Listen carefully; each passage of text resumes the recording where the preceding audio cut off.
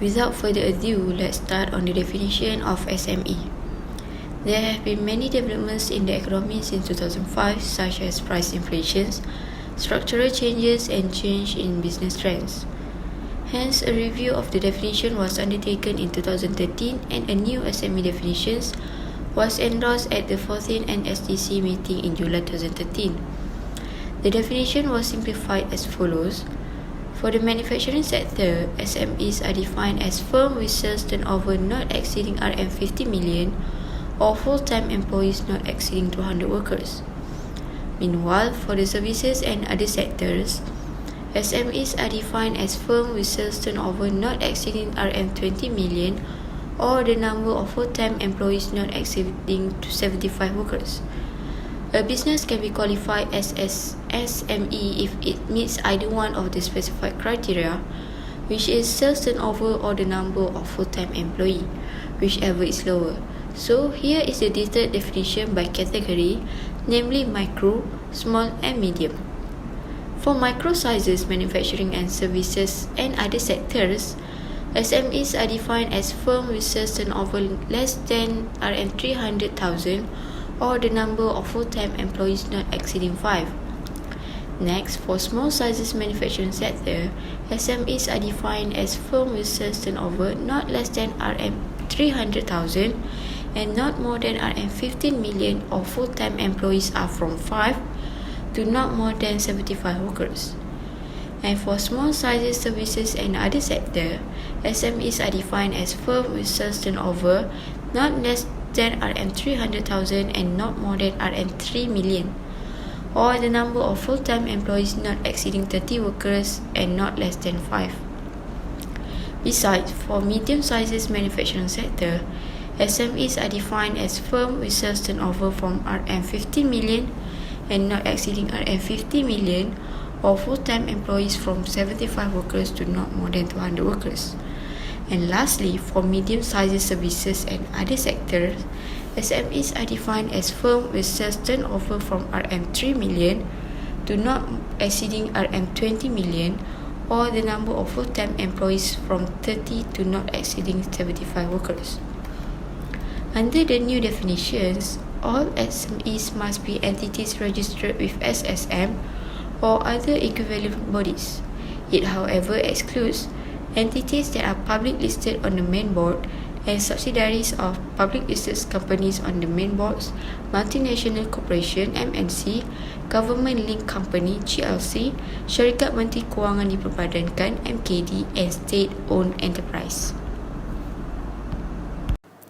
Now, moving on with me to the details of the SME's definition.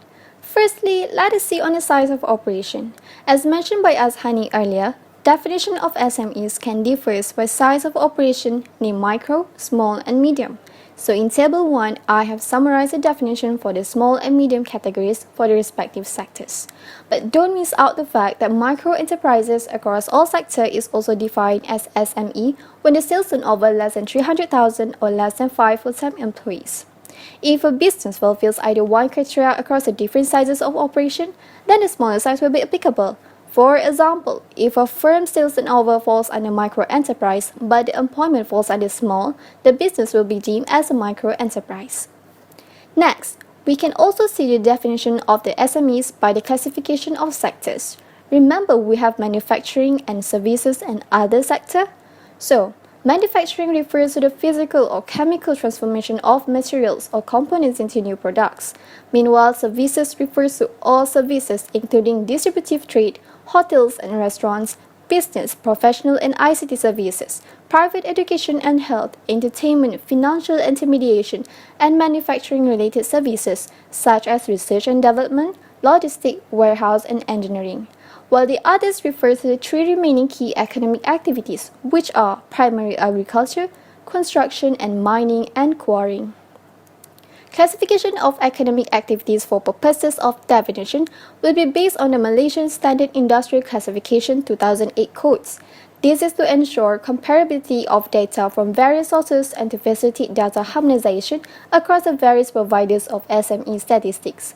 However, the list of activities is not exhaustive and may be subject to amendments from time to time.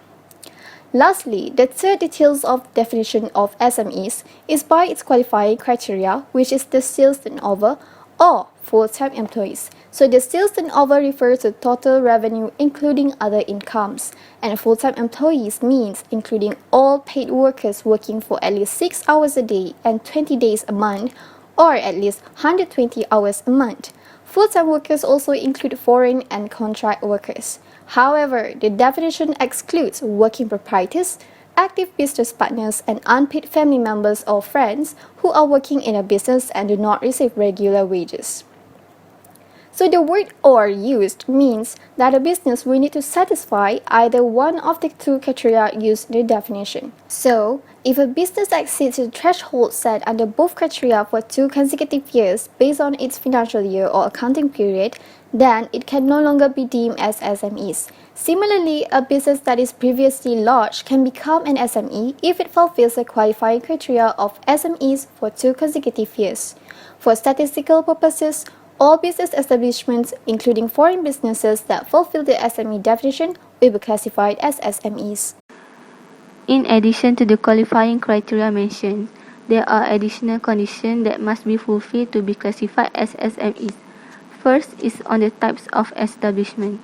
SMEs refer to only pure business entities registered with the following bodies, which is Companies Commission of Malaysia, or respective authorities or district offices in Sabah and Sarawak, or respective statutory bodies for professional service providers.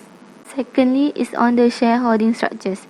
As stated in 1, companies that are public listed but are in the secondary bourses such as the AIS market, Malaysia Online Trading Platform for Unlisted Market, or in secondary markets, SME exchanges, unlisted market in the other country will still be considered as SMEs for as long as they fulfill the qualifying criteria. And 2, subsidiaries of firms in 1 will also be considered as SMEs for as long as they fulfill the qualifying criteria. Now, who are subsidiaries? So, subsidiaries refer to the entities where the parent company has controlling power over the entities either via the composition of its boards of directors or has more than 50% of its voting power or share capital, excluding preference share, or indirectly through another entity, which is a subsidiary that is owned by the parent company, two-level subsidiary. However, for this indirect power, again the condition in 1 and 2 will be applied as illustrated in the diagram. These are also preconditions to be eligible for government assistance programs. It is also recommended that a minimum local equity of more than 50% be imposed, depending on the objective of the programs, in order to qualify for government assistance. However, there are also some exclusions. The following business will not be deemed as SMEs and also does not qualify for government assistance. In this case, if the parent company in the illustration 1.1 falls under bracket 1 and bracket 2, then its subsidiary bracket A and B and their next level of subsidiaries bracket A1 and B1 are not eligible for assistance. Effective date. Now, do take note that the SME definition has come into effect as of 1st January 2014. This means the eligibility for SME development programs and SME statistics compiled from 2014 onwards shall follow this definition. All statistics compiled prior to 2014 will remain status quo and will not be affected by the definition. Now bear with me for the next few minutes as I will give you an example of SMEs. First, let's see the manufacturing sector. We have Brilliant Merchandising Siam Berhad and Hajah Aminah Food Industries Siam Berhad. Brilliant Merchandising Siam Berhad has been established in 1994. It is a Malaysian-based company specialized in the design, development and distribution of all types of bags. With 25 years of market expertise and experience in the bag industry, they set and abide by the highest quality industry standard for all their bags. They are a design-driven company, heavily focused on product research and development. And Hajah Aminah Food Industries Siam Berhad is a manufacturer company of halal ready-to-eat foods. The product that they manufacture include Potter's range, Moroccan range, and halal processed food. Their research and development team design new recipe and provide original equipment manufacturer service for a wide range of halal food for customers. They focus on the production of value-added meat, base, and related products. Next, let's see on the example of SMEs in the sector of software. First, Data Micron Systems yang Berhad. It is a technology company which offer innovative solution for big data, Internet of Things and business intelligence. Their product help world-leading organizations to remain competitive by managing and improving their business processes, operational excellence, human capital management and business strategy through the usage of data analytics.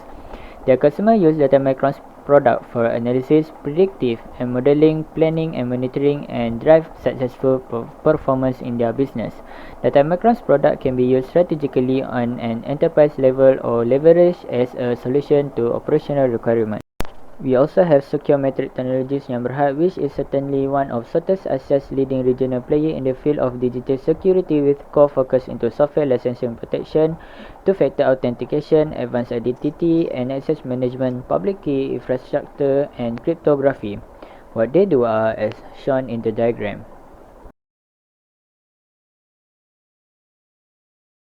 We almost are at the end of our video. Before we part ways, let's discuss about ways on how government may assist Malaysian SMEs to overcome the current economic impact of restriction movement order during the pandemic of COVID-19.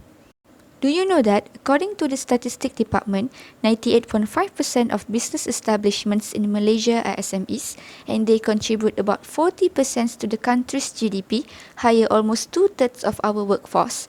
Basically, SMEs are too big to fail as we are so dependent on small businesses. If SMEs go down, many would lose their jobs. Therefore, for instance, government may subsidize working capital. Working capital, or often referred to as net current assets, is usually defined as current assets minus current liabilities. In our opinion, for a firm to be liquid or solvent, it is imperative that net current assets are positive. Cash flow is almost always the number one concern for SME owners in normal times, and right now, a cash injection is the only thing that will keep many SMEs alive. Subsidize 50% of fixed costs that include wages, rent and utilities for SMEs can help them to survive in this situation. This is one way to help the net current assets to stay positive and avoid insolvency. Next, in our opinion, a support service is another way to help SMEs to survive in this pandemic. The government can offer business management advice, mentoring, and access to online resources to help them doing business. Let us not overlook the fact that the current situation is extremely stressful and can have a significant impact on the mental health of business owners. This can affect the company's performance. A support service is important to help them weather the uncertainty. So, I guess that's the end of our video. Thank you for watching.